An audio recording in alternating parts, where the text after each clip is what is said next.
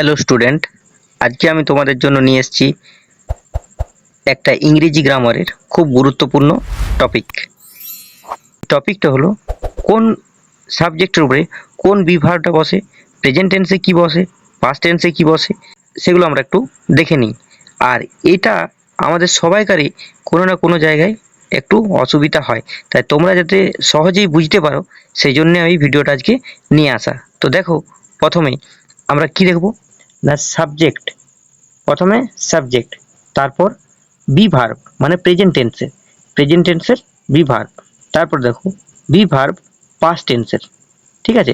তারপর আমরা have verb দেখব আর ডু ভার্ব দেখব। তাহলে দেখো, আমাদের সাবজেক্ট যদি আই হয় তাহলে আয়ের পর আমরা সবসময় প্রেজেন্ট টেন্সে কি বস করি, অ্যাম, ঠিক আছে।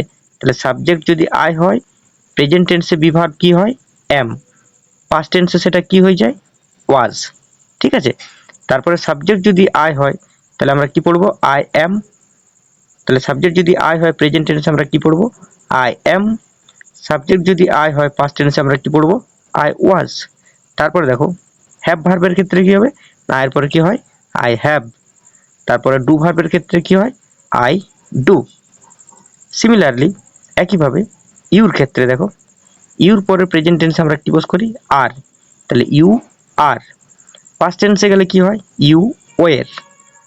প্রেজেন্ট টেন্সে হ্যাভ যদি বস করি, হ্যাভ ভার্বের ক্ষেত্রে ইউর পরে হ্যাভ, ইউ হ্যাভ। তারপরে ডু ভার্বের ক্ষেত্রে ইউ ডু। তারপর দেখো হি অথবা সি এর ক্ষেত্রে আমরা কি বস করি, প্রেজেন্ট টেন্সে ইজ, তারপরে পাস্ট টেন্সে ওয়াজ। হ্যাভ ভার্বের ক্ষেত্রে আমরা কি বস করি, has, he has, she has. তারপর ডু এর ক্ষেত্রে, ডু ভার্বের ক্ষেত্রে কি বস করি, হি ডাজ অথবা সি ডাজ। তারপর দেখো উই এর ক্ষেত্রে আমরা কি করব, উই আর, উই আর। তারপর পাস্ট টেন্স হলে we were, we were. Have ভার্বের ক্ষেত্রে কি ইউজ করব, না we have, we have. Do এর ক্ষেত্রে কি ইউজ করব, ডু ভার্বের ক্ষেত্রে উই ডু। তারপর দেখো দে এর ক্ষেত্রে আমরা প্রেজেন্ট টেন্সে কি ইউজ করব, না দে আর, দে আর, দে এর পরে আর বসে। তার পাস্ট টেন্সে হলে কি হবে, না দে ওয়ের, দে ওয়ের। হ্যাভ ভার্বের ক্ষেত্রে কি হয়, they have, they have. Do ভার্বের ক্ষেত্রে কি হয়, দে ডু, দে ডু। তাহলে কোনো কিছু নাম যদি থাকে, তাহলে নাম যদি থাকে তাহলে কি ইউজ করবো, প্রেজেন্ট টেন্সে বি ভার্ব। নামের পরে ইজ, নামের পরে কি ইউজ করবো, ইজ। পাস্ট টেন্সে নামের পরে কি ইউজ করবো, ওয়াজ, নামের পরে কি ইউজ করবো, ওয়াজ।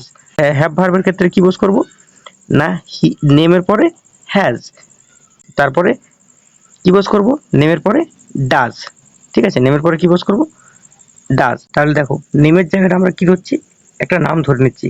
কি কি নাম, না রাম, আর এ এম, ঠিক আছে। প্রেজেন্ট টেন্সে রাম ইজ, পাস্ট টেন্সে রাম ওয়াজ, হ্যাভ ভার্বের ক্ষেত্রে রাম হ্যাজ, আর ডু ভার্বের ক্ষেত্রে রাম ডাজ। তারপরে দেখো ইটের ক্ষেত্রে it is, it is, it was past টেন্সে ইট ওয়াজ।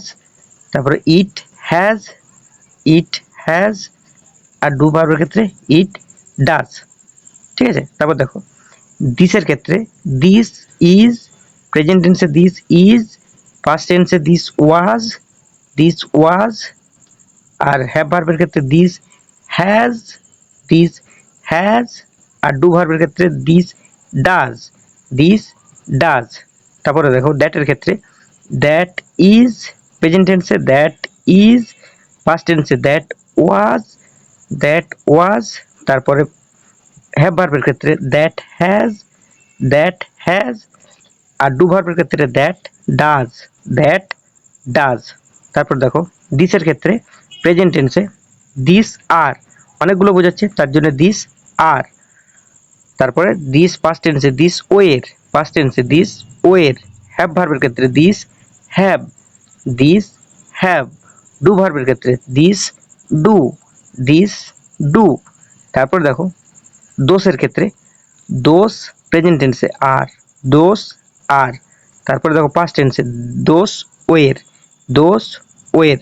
তারপরে হ্যাভ ভার্বের ক্ষেত্রে দোষ হ্যাভ, দোষ হ্যাভ। তারপর ডু ভার্বের ক্ষেত্রে দোস ডু, দোস ডু।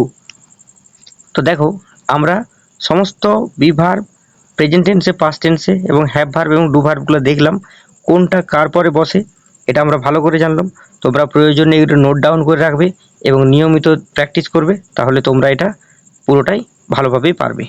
ঠিক আছে, তো আশা করি ভিডিওটা ভালো লেগেছে। যদি ভালো লাগে তাহলে অবশ্যই চ্যানেলটাকে সাবস্ক্রাইব করে রাখবে এবং লাইক, কমেন্ট আর শেয়ারটা একটু করে দেবে। দেখা হবে অন্য আরেকটা ভিডিওতে ইংরেজি গ্রামারের আরও নতুন নতুন টপিক নিয়ে। Thank you.